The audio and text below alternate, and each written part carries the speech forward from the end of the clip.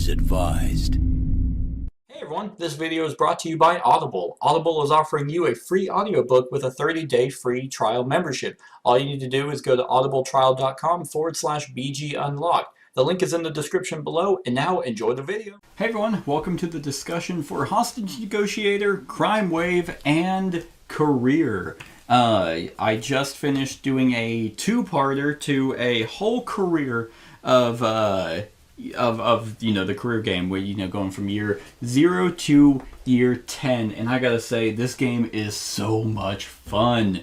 Like everything about it, the career thing, the variety, the gameplay, the theming. Oh man, it is a blast. But that isn't to say that it's perfect, because it's not. So I'll go over a few of the negatives that I have with the game before talking about all the positives. So initially, when I got this game, I remember seeing it like years ago when the base game came out, and at that time I was like, no, that's not for me. And so that just goes to show how much I've changed as a gamer.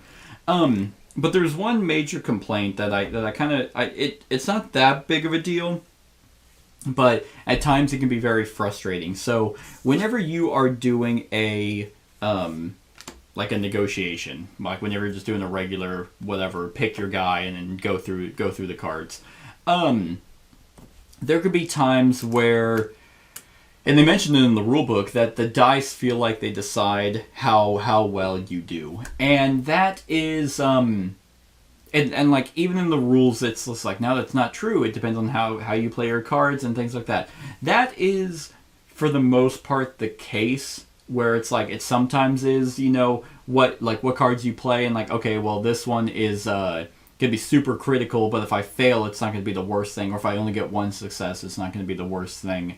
But the game does rely on dice, unfortunately. So no matter you obviously want 2 successes. That's going to be the best. So, but you have a 1 in 3 chance of getting a success. And for the most part, you are going to be rolling 2 dice, because how many dice you roll depends on the temperament of the actual abductor, which I think is really cool. I like that thematic a lot. Like if they're very much on saving people or on one stress level, then you're rolling the more dice, because that just means that your cards are working for them. Like what you're saying and what you're trying to go for is It is resonating within them. But, if they're still wavering, they abducted people, then you're going to roll 2, which means that they're either or. But then if they get the highest possible, which I really like, that a 6 and a K isn't 1 die. It's really, they just have to be on K. And you roll 1, which means they're not even listening to you anymore. I really, really like that. But that doesn't that doesn't mean that, like, the dice are all fun and games. The difficulty of each abductor is going to still be dependent on the way the dice go. So it is thematic, and I get that, like I do, but like, it's still, from a game perspective, when you're like, okay man, I really need this card to go off, like, and then you roll no successes, you're just like, great, another blank. And then that can just kind of be frustrating. Or if it's, because it's not even like, the 5 and 6 are successes. A 4, you can get rid of 2 cards to turn it into a success. So you have kind of a 50-50 chance of getting, but like, you also have to decide, okay, well, to make it a 50-50 chance, am I willing to get rid of 2 cards to help that? And you might. You never know. I will say I still like the fact that you do have some hand management to be able to get rid of 2 cards, to be able to at least have a better odd in that. So, like I said, the dice can be extremely frustrating, and if you're succeeding or doing well, then that's because the dice are going in your favor. If you're doing poorly and the hostages are being killed left and right, then you're like, it could mainly be because the dice you're rolling blanks, and there's nothing really you can do about that. So that's the major complaint. The other complaint is gonna be, and it's going to kind of tie into the career expansion more than anything. And I gotta say, the career finale was really lame. Like, and it's really frustrating because everything else about the career I loved. I thought that the years, because there's a lot in here for in terms of like cards. So you have your year 0, so you pick one of those. In year 1, there's like 5 total. 1, 2, 3, 4. Yeah, so there's 5 of each year. So 50 cards you have, or 55 because of the year 0. And so you're going to get a different combination of how your career goes each time you play, not only going over how many, all the personal cards that are going to come in. So I really like the theming of the career. It's so much fun. Very, what's the word? Like, invocative, where you are very much like trying to role play and be into this kind of job as a cop. And then also the fact that stressors can come in depending on decisions that you make. I love the fact that you have decisions with each one of these. Every single one of these, you're making a decision, and you don't know. They did that, whatever. I can't remember what that's called, where you have the red thing to see through it. I love that because it prevents you from trying to, like, peripheral read 2 options, or even read 2 options and be like, oh, okay, well, which one sounds better? You just have to make a decision and go from there. So I love that the stressors can come in. I love how even every career hostage thing might not happen. And this is a perfect example of how you do a campaign where you play the same game over and over. Now, this game has a bunch of variety with it, and granted, I have everything, but with the abductor packs, with the crime wave, and with the base game, you have a bunch of variety with your abductors. I mean, I went through 1, 2, 3, 4, 5, 6, 7, 8, 9, 10, 11, 12, 13. I think there's 13 total, I believe. We'll go with that for now. Or 14, whatever. There's at least 14. And in a game, because there's multiple campaign games, where really the campaign is you just play the same game over and over and over, and you just you just add up victory points at the end, and whoever has the highest wins. Or there's like a faux legacy where it's like, okay, well, at the end of episode 1, then do this or this, and then it slightly negates the different games. So this one, I was always excited for each year because I didn't know what was going to happen in the career. I didn't know if I was going to have to fight someone. I didn't know if I was going to have to negotiate with someone, who I was negotiating with, how that was going to go, if you succeed or fail, because you have to mark on, what you do for how well you do for each of these. And then you also have the personal thing at the very end, so it brings in something, into your role-playing life. That's a perfect example. So it was like a total of 8 hours of part 1 and part 2. Not 8, what? 4 hours, for part 1 and part 2. And that was a blast. That was 4 hours where I was like, wow, that time flew by, because I had no problem just being like, okay, going on to the next year. I thought this was going to be like a 10-part series where I had to do one whole year, because each year is going to be this card, then this hostage, and then nope, it just zooms by super quick. But with all that being said, the finale, spoilers I guess, is you just read a deck of 10 cards. And that's extremely disappointing.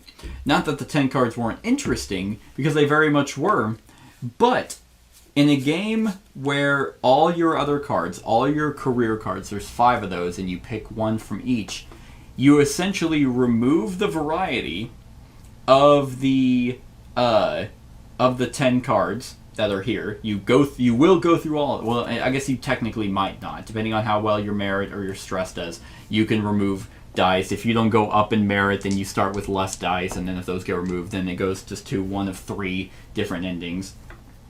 But I don't know. I'm just really disappointed. I wish it was a final showdown with Sicko, instead of it being like, okay, well, he shows up in your house and he does this mind game with you because he likes to toy with you. I mean, he's really a ripoff of the Joker.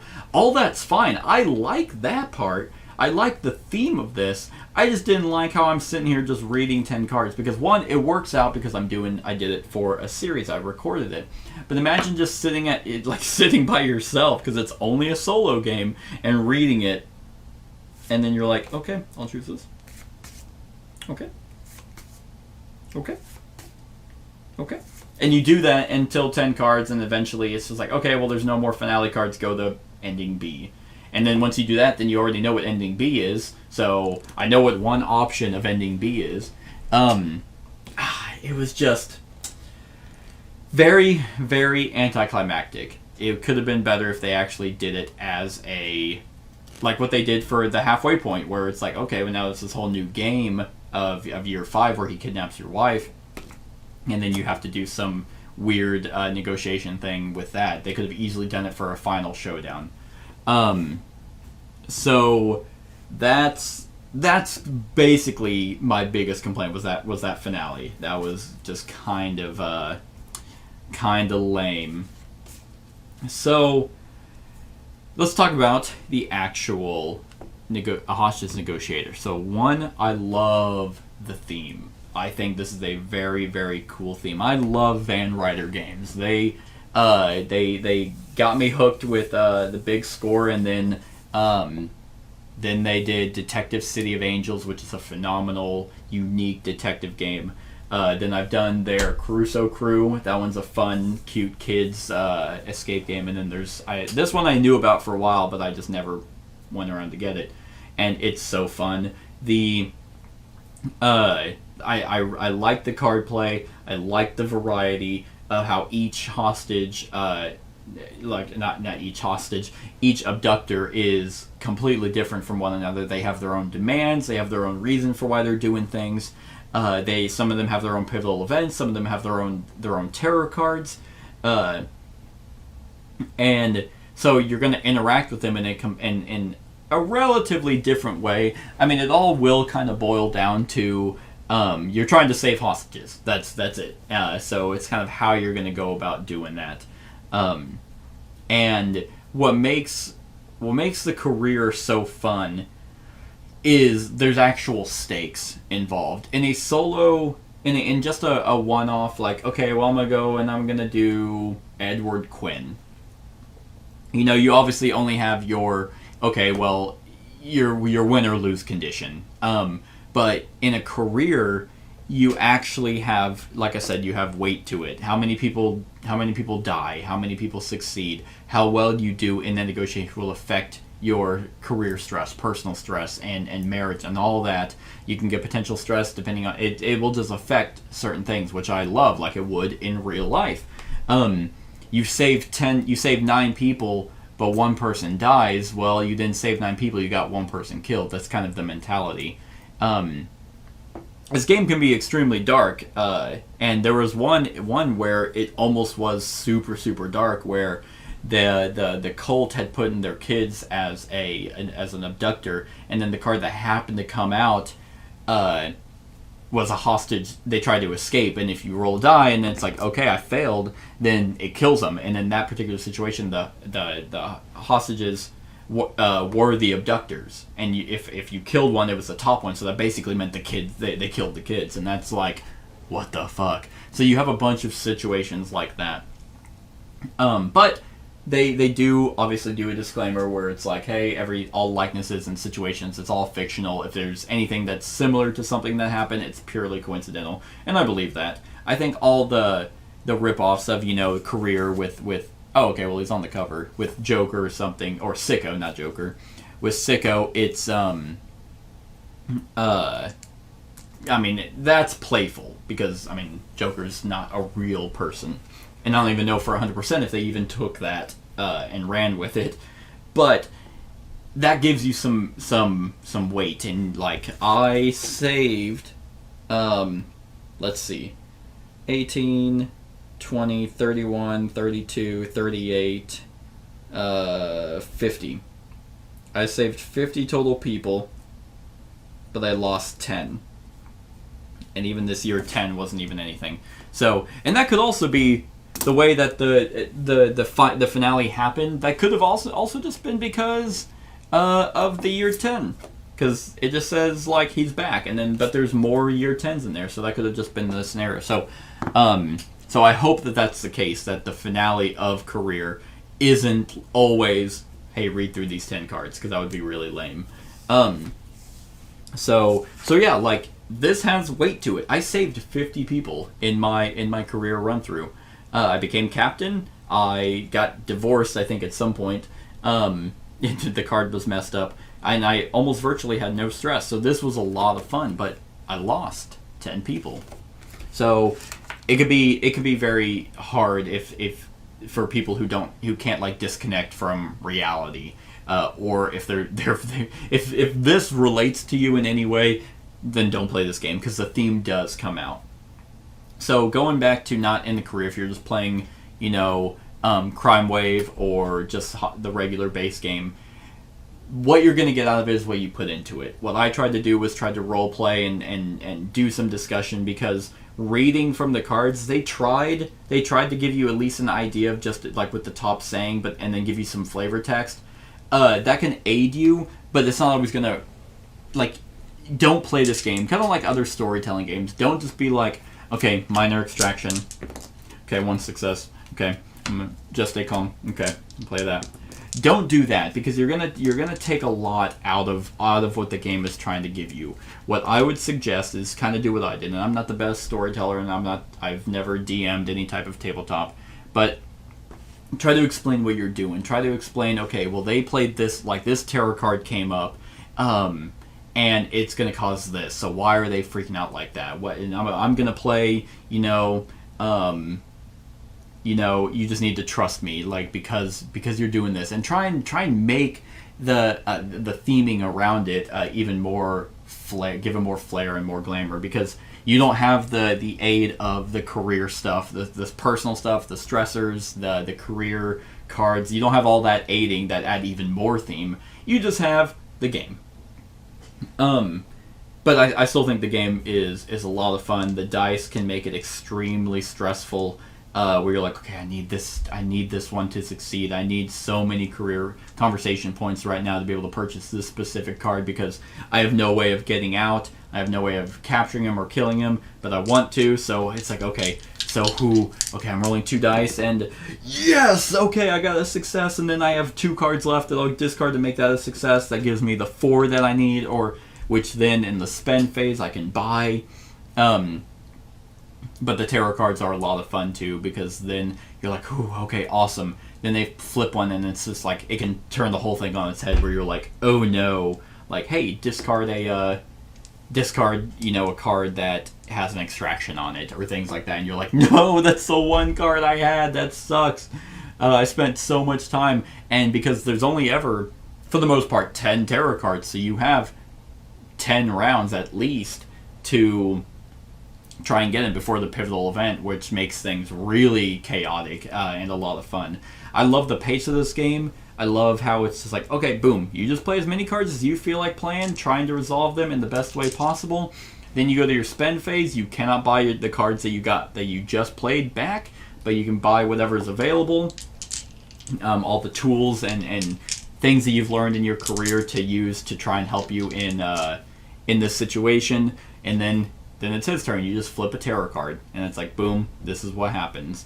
I love the fact that there are demands that can come in that if you give them the demands, they're potentially going to be really good, but there's also going to potentially be really bad. And I like that. I like looking at it and be like, man, should I just give him his lieutenant back?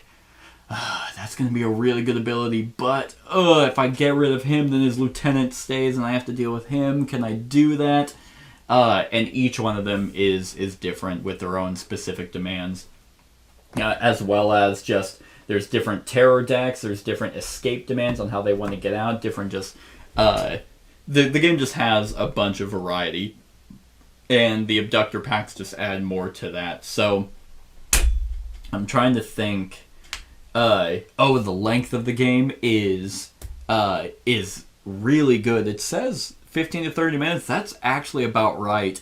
I feel like each abductor that I went, even because whenever there were new ones coming in that I've never played against, like, they had their own rules, but it was super quick to learn. It's like, okay, so this is how these work. All right, yeah, simple enough. The game relatively stays the same with a few minor rule changes.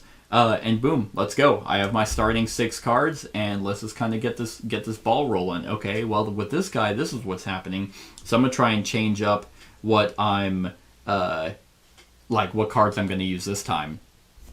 One thing that it's more just annoying in just aesthetics is they have 2 hostage negotiator cards, conversation cards, 2 sets. They have one with the guy on it and one with the girl on it. The problem that I have is not the fact that it's male or female. It's the fact that during the career, whenever you would open cards, then the cards that you were opening had the female on it, but I was playing with the male, like the male conversation cards. It didn't affect the game at all. It's just aesthetically, I just had a mix, and it's like, okay, that's just kind of weird. I guess I would have almost enjoyed if they didn't even have a picture of a male or female on it. Just had like a different type of thing to delineate between the two. But that's neither here nor there. Yeah, like, and here's the thing is, like, I have like more things to potentially open. There's I think there's career 3 or a C3 envelope. So there's that. There's that was the career finale, but then there's also these alternate finale cards. So there's these 2 that would probably change things a bit. I don't even know how those come in. And then what's also pretty cool is they have these hostage negotiator abductor profiles, so you can actually kind of, like, okay, well, with Gonzalo Herrera, for example, it tells you the setup changes and everything about them, and a card, so it has rules in here, and even a little map that shows you where he's trying to get to, and the 3 different locations. Loved the variety of the abductors. Not a single one of them felt remotely the same. They didn't even have to do anything to change it. Just the fact of why they were doing what they were doing made you roleplay differently.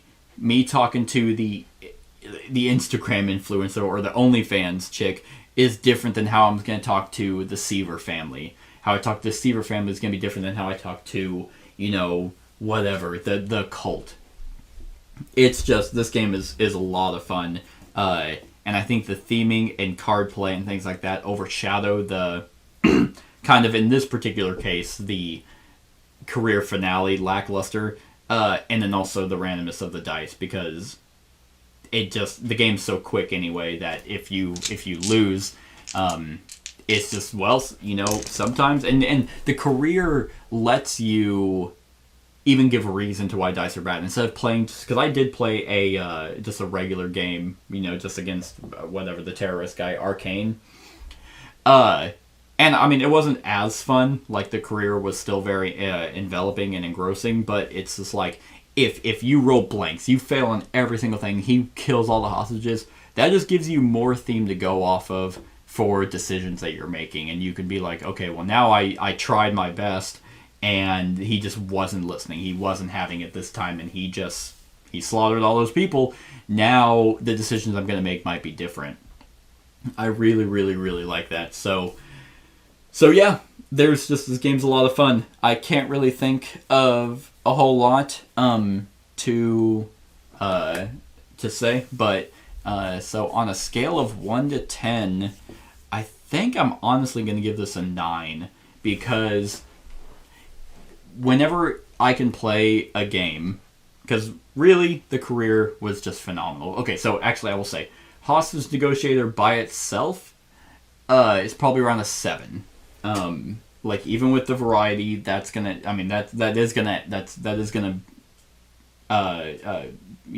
be a positive, because you're not fighting the same hostage or the same abductor every time. You have different ways, different terror cards that you can throw in, different demands and escape demands and things like that. That's all fine. But ultimately, with career, it bumps it up to a 9 because it has so much around it that just adds so much theme to it that make the regular game of Hostage Negotiator have weight to it. And so overall, a 9 because I can't really see... I mean, I could probably just play a regular game of Hostage Negotiator and just put in that theme myself. But the career is so fun. And the fact that it took 4 hours to do 10 games is a blast. So yeah, that's my thoughts on Hostage Negotiator career / base game. And I guess Crime Wave really just added more cards and this storage solution, which is really, really good. But let me know what you think of the game in the comments below. Other than that, like, comment, share, and subscribe, and have a wonderful whatever time of day it is for you. Hey everyone, thank you for watching, and I really hope that you enjoyed the video. If you would like to see more of my content, go ahead and click that subscribe button and the bell to be notified whenever I upload any new content. If you feel like supporting the channel, you can go ahead and click that Patreon link to be taken to my Patreon, and any help is truly appreciated. Other than that, stick around for any other run-throughs or reviews or cool top 10s or whatever I feel like putting on. Other than that, like, comment, share, and subscribe, and have a wonderful whatever time of day it is for you.